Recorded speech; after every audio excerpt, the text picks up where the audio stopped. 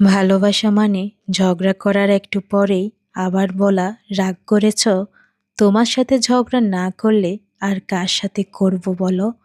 প্রেম করলে ঝগড়া হবেই। ঝগড়ার পর যদি আবার দুজনের মিল হয়, সেটাই ভালোবাসা। ছেড়ে যাওয়ার সিদ্ধান্তে যে অটল, তার কাছে নিঃস্বার্থ ভালোবাসাটাও একটা অভিনয়। মানুষ কখনো ইচ্ছে করে বদলায় না। কিছু মানুষের অবহেলা, কিছু মানুষের স্মৃতি, কিছু মানুষের ব্যবহার আর পরিস্থিতিও মানুষকে বদলাতে বাধ্য করে।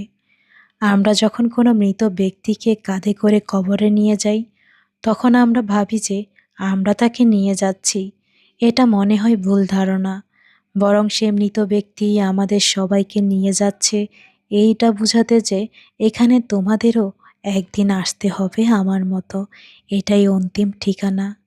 কাউকে অসম্মান করতে শিক্ষার দরকার পড়ে না, কিন্তু কাউকে সম্মান দিতে গেলে শিক্ষার দরকার হয়। আর সেটা হলো পারিবারিক শিক্ষা।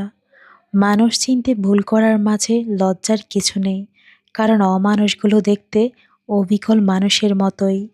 যারা মিষ্টি মিষ্টি কথা বলে, পিছন থেকে ছুরিটা তারাই আগে মারে। স্বার্থপর মানুষরাই জীবনে ভালো থাকে, বাকিরা তো কেবল অপরকে ভালো রাখে। জীবন অভিজ্ঞতা থেকে বলছি, যত একা থাকবেন তত ভালো থাকবেন। বছরের পর বছর ধরে একটা মানুষকে কখনোই ভালো লাগতে পারে না।